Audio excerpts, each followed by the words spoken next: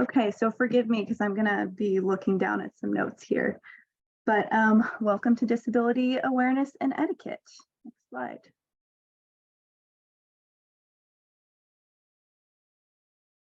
So just a brief agenda overview of what we'll be talking about today. I'm going to start off with an introduction about MOD, go over an overview of disability, brief kind of history, some top tips for disability etiquette and effective interactions with people with disabilities.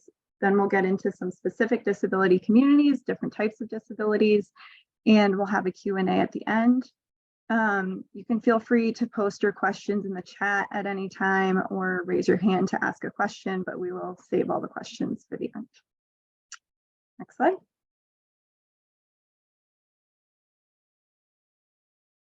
All right, so the Massachusetts Office on Disability is a state government office. We provide information, guidance, and training on disability-related civil rights and obligations.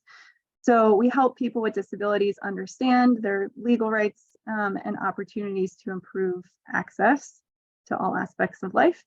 And we also help cities, towns, places that serve the public, so businesses, places, private places like that, and state government agencies understand their accessibility obligations. So this training is a little bit unusual for us. Typically, we're providing legal information, and our focus is really on legal rights and obligations, but we are happy to be here.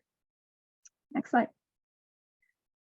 So just to set some context here, I wanted to go over what is a disability. And there's different ways that people have defined disability historically. So a very brief sort of overview and history lesson here.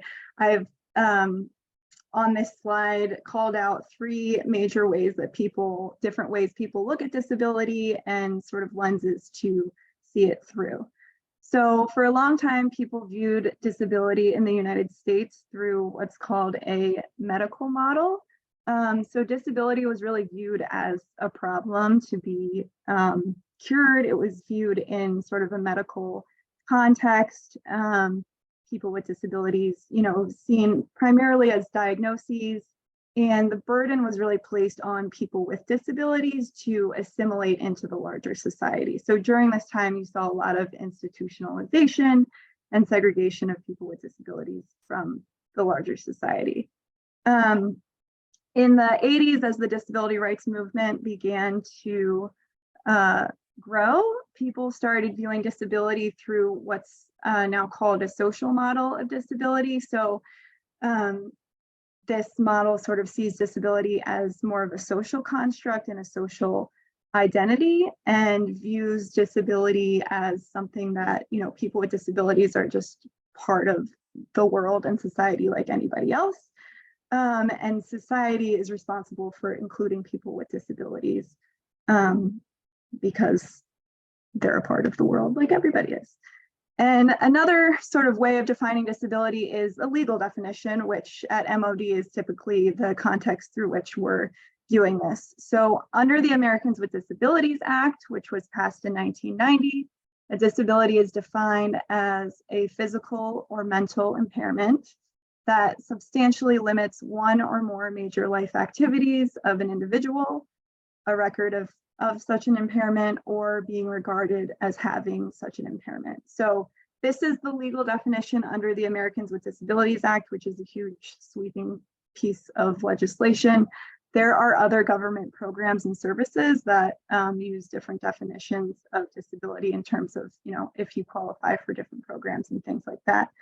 But generally, that's the definition that we work with at MOD when we're giving legal trainings. Naomi, did you want to add anything there?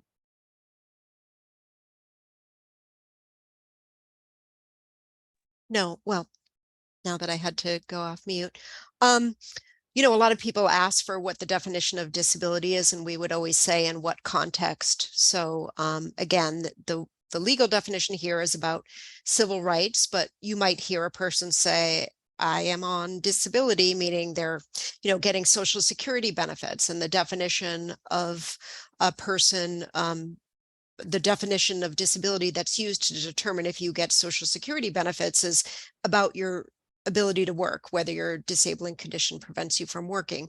So as you can see, there might be a person who says, I'm disabled because I collect Social Security, or I'm disabled because I have a disabled parking placard. If you have a disabled parking placard, it just speaks to your inability to walk a certain distance without stopping, and means you can park in a parking space. But it wouldn't mean that you're not disabled if you don't have a placard, or you aren't disabled because you aren't receiving Social Security. So, I think people just need to keep in mind that there are lots of different definitions of disability. So it can be a little complex. When someone says, am I disabled or not? We would always look at what the context is. But when we're talking about whether you have rights to participate in something, and this would be the legal definition here, is what would identify whether you are considered a person with a disability.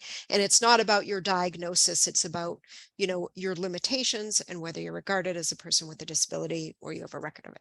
Okay, sorry.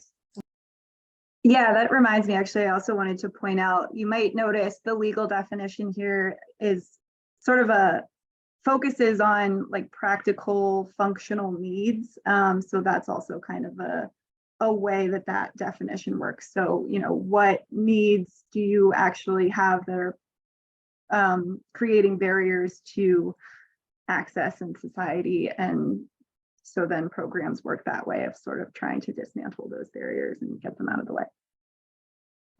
Next slide.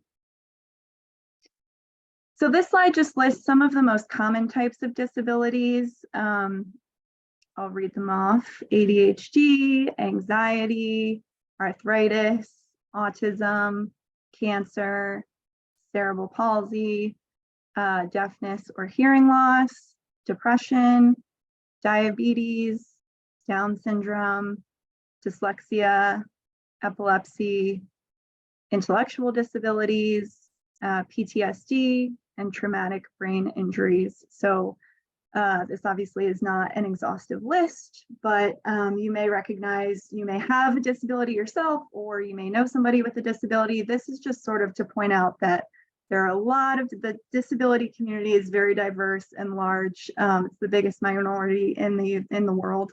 And so there are a lot of things that can fall under the category of disability, and depending on what perspective or definition you're using, it's not necessarily like if you have one of these diagnoses, that means you have a disability, or if you're not on this list, then you don't. People define disability in different ways. Next slide. So I really love this quote. This is just sort of to drive home the point of disability as a social construct. So this is from Kara Leibowitz, who is a disability rights activist. And she says, if I'm using my wheelchair and I can't go to a restaurant because it doesn't have a ramp, am I disabled by my cerebral palsy, or am I disabled by the inaccessibility of the restaurant? So this really sort of drives home that, disability as a social construct, disability as something that is a barrier that society creates, rather than sort of a problem that rests with an individual that they need to solve. Next slide. So a little overview of the disability community by the numbers. And these statistics are for non-institutionalized individuals only. So these numbers are actually probably much bigger in reality. But also to just, show you that a lot of people have disabilities, and you probably know someone with a disability if you don't have one yourself. So 13% of Americans have a disability. 12% of Massachusetts residents have a disability. And for your purposes, I found this statistic. 60% of children who stutter have at least one other condition. So many disabilities are non-apparent. As Kunal mentioned at the beginning, you can't necessarily just look at somebody and know they have a disability from looking at them. And so, for example, some of the ones that you saw on the last slide, depression, anxiety, epilepsy, those are all things that, a lot of people have that you wouldn't know just from looking at them. And a lot of people have multiple disabilities as well. So getting into disability etiquette. So one of the biggest things that people sort of think about and ask about when it comes to disability etiquette is, what kind of language am I supposed to use? How can I talk about disability and talk to people with disabilities in a way that is respectful? So I wanted to give an overview of two main kind of schools of thought when it comes to talking about disability. I'm a communications person as well, so this is like a pet thing of mine that I'm very interested in. So a lot of you may know already, if you've worked in the disability world, you may have heard of person first language, which was kind of the preferred gold standard and what was recommended for a long time. So this means putting the person first. So the example I have here on the slide is saying a person with autism, I know a person with autism, I work with a person with autism. And the idea there was that you are putting the person before the disability, so that you're kind of viewing a person as a whole person and not defining them by their disability. Mention them first, and then a disability is sort of something that they happen to have, one part of their identity, which includes a lot of other things. In the last few years, there's been a push among some sections of the disability community for what's called identity first language. So the example I have here is autistic person. I use that example specifically, purposely, because this movement has largely come from the autism community. And so this is kind of the other way around, right? And the idea here is that disability is a social identity. It's a part of people's identity, and it's, so people who prefer identity first language may say, there's nothing wrong with having autism. It's a part of my identity that I'm proud of. It's a community that I'm a part of, and so don't hide from it. You can call me autistic, and that's fine. So that's just to give you an example of, everybody has different preferences when it comes to how they like to be referred to and how they talk about disability. So the rule of thumb, really, first and foremost, is always, if you're talking to or about an individual, ask them what their preference is for how they like to be referred to. And these sort of philosophies can show you kind of how to make judgment calls, be respectful, make sure you're talking about people as whole, complex people. People with disabilities have multiple identities, just like anybody else. And then the other thing I would say in general is to avoid euphemisms and victimizing language. So I'll get into that a little bit more on the next slide. All right, so here's some more specific examples. So the first, this is a say this, not that table. So the first example I have on here is, instead of saying they suffer from or they are a victim of, for example, Crohn's disease, I have they have or they live with Crohn's disease. So that's an example of that victimizing language that we want to stay away from. You don't want to paint somebody as a victim to be pitied, unless, of course, that's the language that they prefer. Always go with the preference. She is wheelchair bound, another example of that sort of victimizing language. Most people prefer just, she uses a wheelchair, she's a wheelchair user. I will say with wheelchairs specifically, often when people get wheelchairs for the first time, it's actually something that really gives them a lot more independence and freedom to move around in the world. So wheelchair bound is also sort of, strange to use in that context. Next example is, they are differently abled. This is an example of euphemistic language. You can just say they have a disability. Disability is not a bad word. It's not something to be ashamed of, unless they prefer differently abled. Obviously, that's what you would use to refer to an individual. She's handicapped or crippled. That's very outdated language that you really don't hear anymore. That's considered offensive. So again, you can just say she has a disability, she's disabled. Disability is not a bad word. One that I hear a lot is crazy or insane. If you're referring to a person with a mental illness, you can just say they have a mental illness or their specific diagnosis, if that's okay with them, or, you know, if the context, it makes sense. If you're talking about like a situation or something more generally, some words you can use instead are like, this was wild, this was bizarre, it was strange. So there's other kind of more accurate and less offensive terms that you can use rather than things like crazy or insane or psychotic, which are really kind of stigmatizing to people with mental illnesses.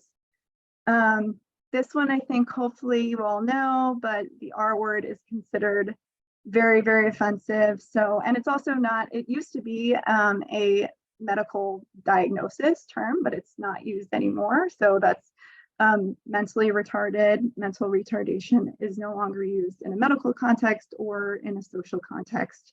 And the correct term that is used now is intellectual disability. So you can say he has an intellectual disability. And then another example of euphemistic language is special needs. Some people like this term, which is fine. You know, again, I can't emphasize enough, just use what people's preferences are. For example, if you're saying I work with special needs children, you can always just say I work with children with disabilities. Again, disability is not a bad word. Next slide. All right, so these next couple of slides just run through some general top tips for interacting with people with disabilities.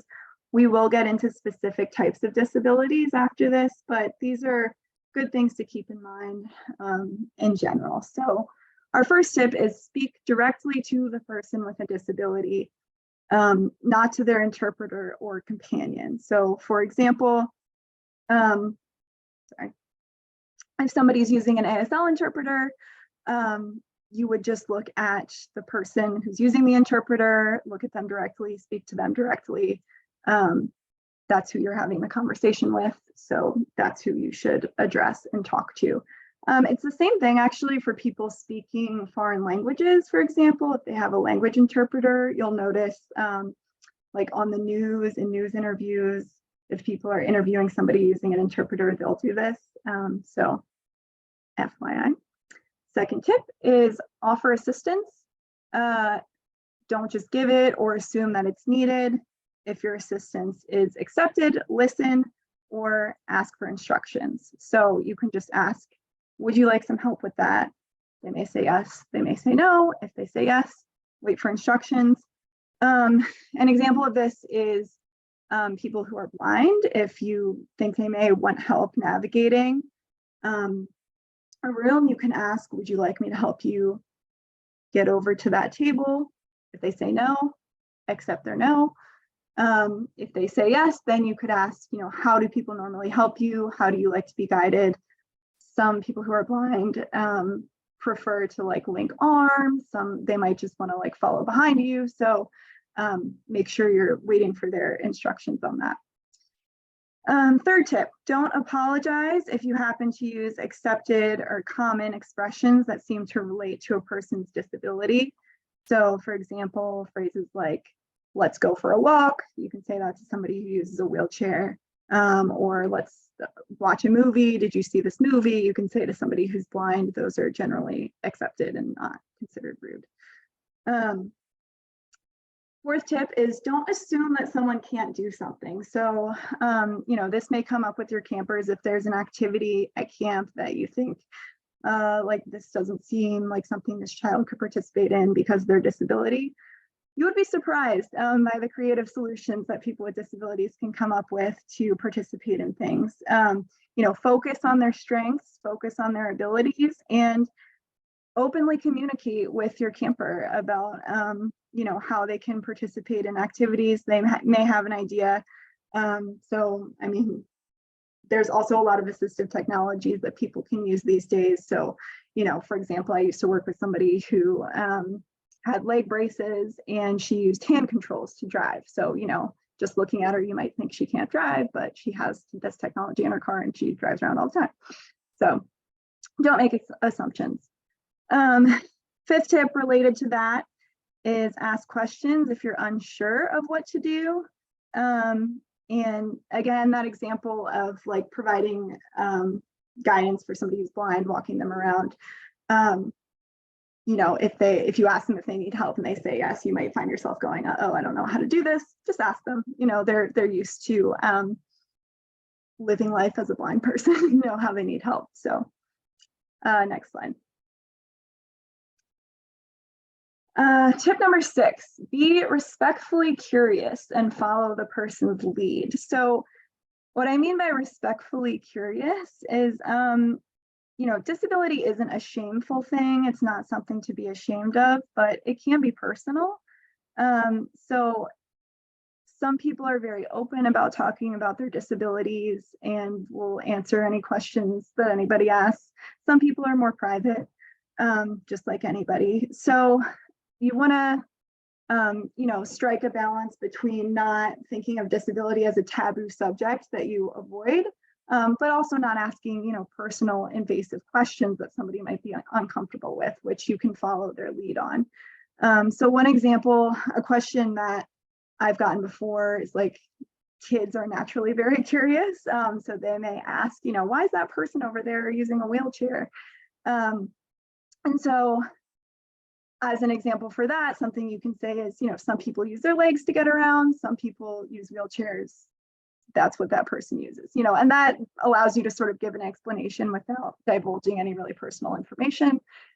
That person who uses the wheelchair may be happy to, you know, talk further, or they may not be. So just follow kind of their lead on that.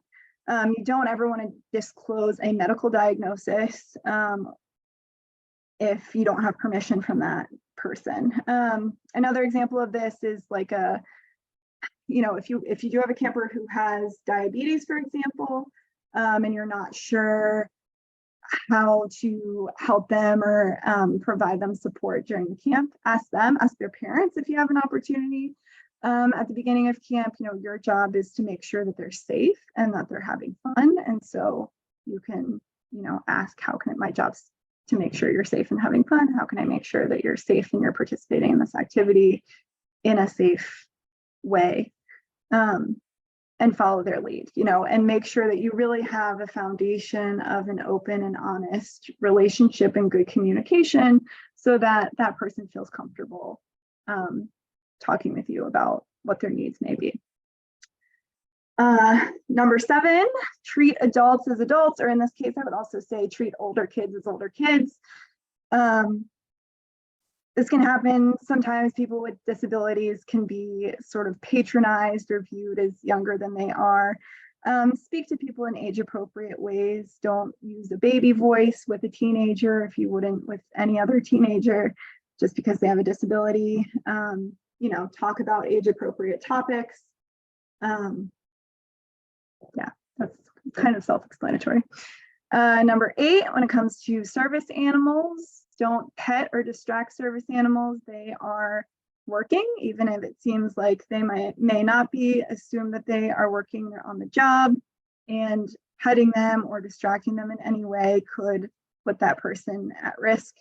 And so if you're unsure, then just ask first also. That's a good sort of rule of thumb, is to ask. Number 9, this is for people who with limb differences, who are missing limbs.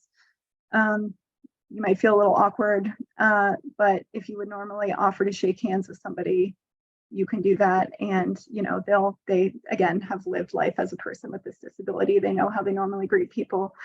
And using your left hand also is considered fine, or your right hand, or, you know, the opposite hand of what you normally use.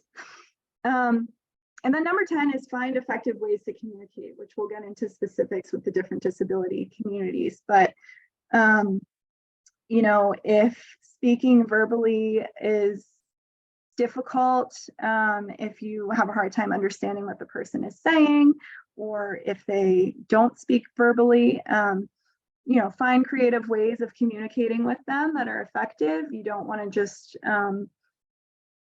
ignore them or pretend like you understand. If you don't, you can use body language, gestures, facial expressions, writing things down. And if somebody does use a communication board to communicate, then you definitely want to make sure that that is always available to them. Taking away their communication board or having it not available is like putting duct tape over somebody's mouth. So definitely don't do that. Next slide. Hey, I think Hand this it is over me. to Naomi. Yep. Hey, hello everyone. So we're going to talk for the rest of the time about tips for respectful and effective communication or interactions with different groups of people with disabilities. And I guess I'll preface by saying that when we're talking about people with disabilities and groups, we're referencing, and Lilia said this before, a very large and diverse group of people. Even people who have the same diagnosis could have completely different limitations. So it can really be hard to generalize about people with disabilities, and but we're going to try. But for the purposes of communication, and I think it's helpful to know in general how, different tips about people from different disability communities. But for the purposes of communication, typically it's really irrelevant what the diagnosis is that a person has. And as I said, even people with the same diagnosis are going to have different symptoms and present differently and even have different opinions. When Lilia was talking earlier about, some people are going to prefer people first language, and some people, and there may have been people who prefer to use the old fashioned language that most people don't use anymore. So, it's a big gamble. Okay. So first, we're going to talk about people with physical disabilities. And of course, people with physical disabilities include folks with a wide range of diagnoses. For example, it could be amputees, people with spinal cord injury, multiple sclerosis, arthritis, muscular dystrophy, to name a few. And, some of those folks might be wheelchair users. Others might use other mobility devices like walkers or canes. And I also want to point out that you might find that a person who has, multiple sclerosis, for example, they might have days when they're feeling pretty good and they walk around without issue, and maybe another day they have a flare-up or another period of time and they need to use a cane. Also, I wanted to point out that because someone uses a wheelchair, it doesn't necessarily indicate that they can't walk. Or they can't stand. Some people who have mobility issues and use wheelchairs can't walk at all. Some might be able to transfer from their wheelchair to a chair independently. Some might need help. And there are definitely people who have mobility issues that just use wheelchairs for long distance. So I just wanted to point that out. But important takeaway is that you shouldn't hang on, lean on, or touch a wheelchair, a walker, or a cane, or anything without permission. You shouldn't move anything. This is someone's mobility aid that they need to be more independent and ambulate independently. So it's very important not to move it, not to touch it. And if you see someone who uses a wheelchair, a manual wheelchair, and they're struggling, it's perfectly fine to say, do you need a little bit of help? But just don't start pushing before you ask. You might want to also familiarize yourself when you're interacting with a person with a physical disability, to familiarize yourself with accessible routes, understanding that certain barriers in place, huge planters in front of a door, a big waste basket in front of the mirror in the bathroom might be a big barrier. You might want to direct someone to where accessible parking is, or if you're if you're with someone who is using, let's say, a cane, they may not be able to step over a curb, so you might want to direct them to where the ramp is. So just to keep in mind that people might have difficulty accessing particular things in the built environment, and familiarizing yourself with what's around and thinking about it. And if you're speaking to someone who's a wheelchair user for more than a few minutes, it is polite to crouch down to eye level if possible, so you can have a, where you're not looking down on the person and you can have a more comfortable conversation. So let's talk about cognitive disabilities. Of course, people who have difficulty with cognition, it could be the result of multiple disabilities. Again, not particularly important what those are, to know someone's diagnosis in order to speak to them. It could be a person who has a traumatic brain injury. It could be a person with an intellectual disability. Just keep in mind that if someone has difficulty with cognition, and if you might be familiar with that before you speak to them, but you also might not know and then pick it up during a conversation that the person is having difficulty. You can allow them a little extra time to process the information, try to work on using clear language, saying things in simple terms, or maybe if you perceive they're not understanding things, to kind of change your direction. You shouldn't take it personally if the person isn't as responsive as you expect, or if they become, maybe have certain emotions because they're not understanding what you're saying, to not take it personally. Also note that for some people, direct eye contact could be intimidating. I mean, you have to use your discretion a little bit and feel someone out, but I think a general rule of thumb, without knowing, you're not going to know all the personal information about the way someone communicates, but being patient and flexible, and trying to work with someone to make sure that you are understood and that you understand what they're saying, goes a long way. Okay, speech disabilities. Maybe, some of this might be very obvious, but don't interrupt people or finish their sentences. Give people a chance to get their words out. And if you missed what someone is saying, just be polite, ask them if they can repeat it. You can also repeat back what you think a person is saying and ask them to confirm. Did I get what you're saying? I think you're saying this. If you can't understand what someone's saying, you can ask them again, if you're polite, but don't pretend that you understand. People know that. And you need to be honest and say, I'm really having difficulty, and try to be flexible and work with them to figure it out. If a person is able to, you might want to ask them if they can write or type something out on, a device, to work it out. And if they are working with a person, I think this was mentioned in the context of people who use other interpreters, that you shouldn't speak to an interpreter if someone, if someone's accompanied by someone else who is interpreting what they say for them. Just speak directly to the person as if you're having the conversation with them. I think Lilia was going to, Lilia, I think you were going to handle this one. Yes, hello. So autism is a very common disability. It's a developmental disability and a form of neurodivergence, much like ADHD, dyslexia, Tourette's are also examples of that. So my first tip for autism, and again, I mean, they say if you know one person with autism, you know one person with autism, as the saying goes. Everybody has different needs. It's a wide spectrum. But in general,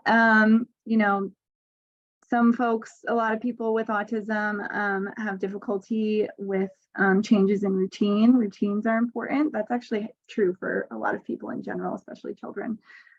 So you should be making sure your campers are informed about the schedule for the day and any changes that might happen that will help, set up a good relationship for you, and successful interactions. So in the morning, you can say something like, first we're going to breakfast, then we're going to go swim, then this is happening. And as any changes come up, as I'm sure, they always do at a summer camp, make sure they're informed about that as well. Ask about likes and dislikes. This is true for any of your campers. Make sure you're forming a relationship, get a sense of what they're excited about for their time at camp, so you can make sure they're doing things that, you know, they're making the most out of their experience, and what things might be difficult for them or that they don't like.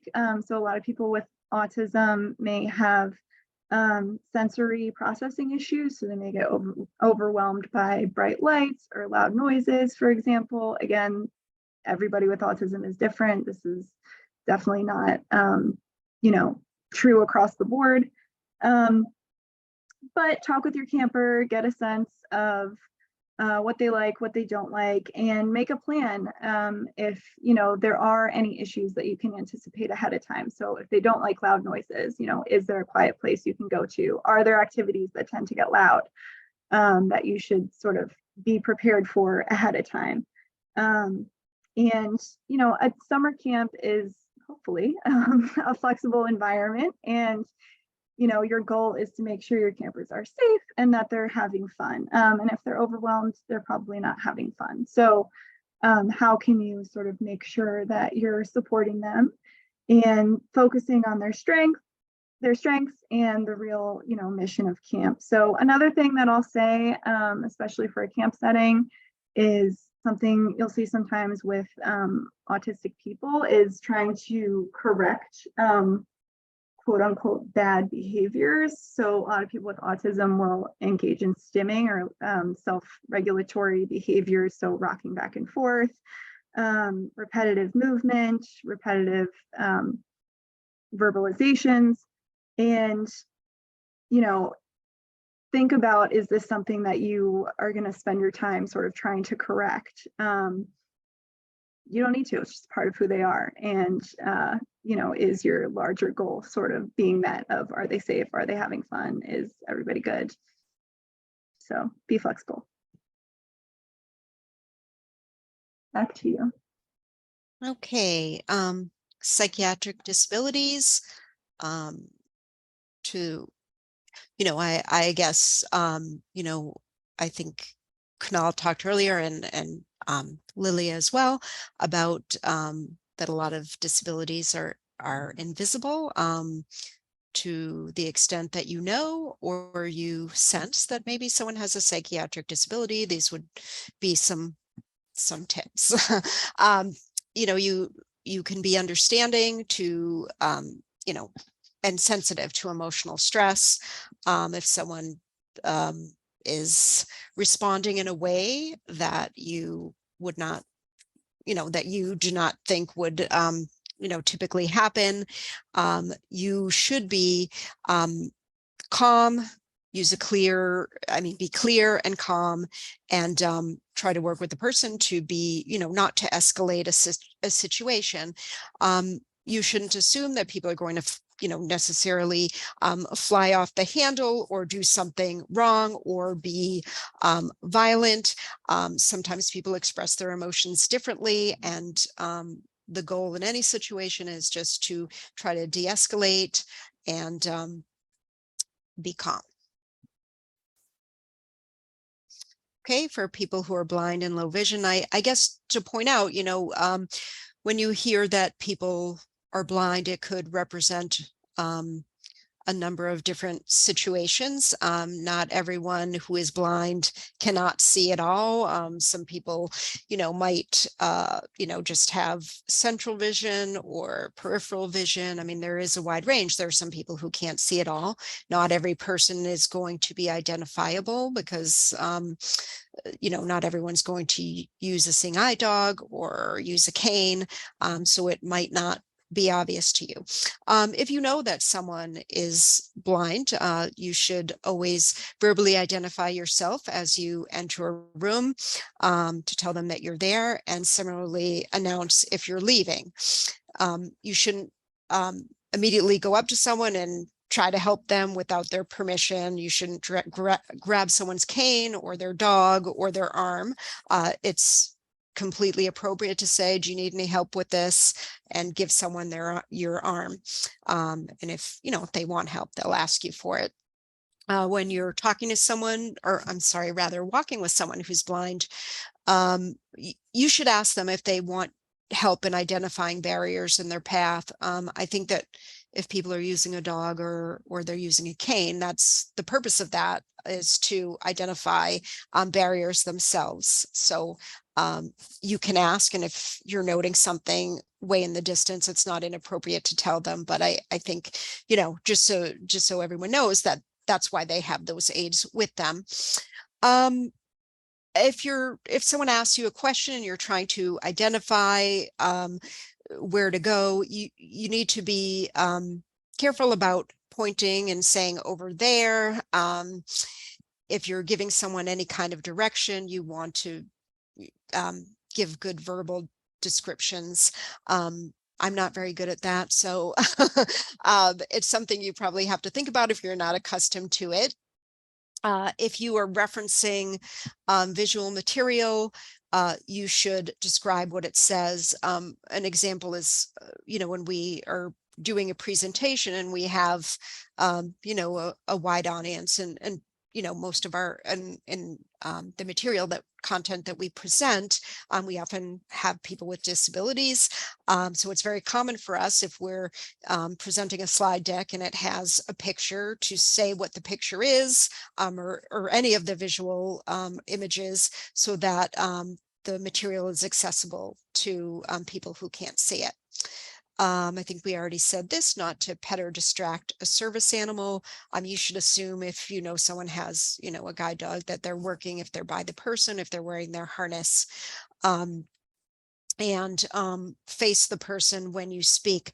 I think we had maybe talked about service animals earlier, and I think in the case of guide dogs typically have a harness on them, but with other service animals that people use for a range of disabilities, they're not necessarily going to have anything that identifies them. There's no requirement to have that. So it is fine to ask someone in other contexts if that's a service animal. And then if they say it is, you know, you should assume that if it's with them, that it's working, and not to touch them.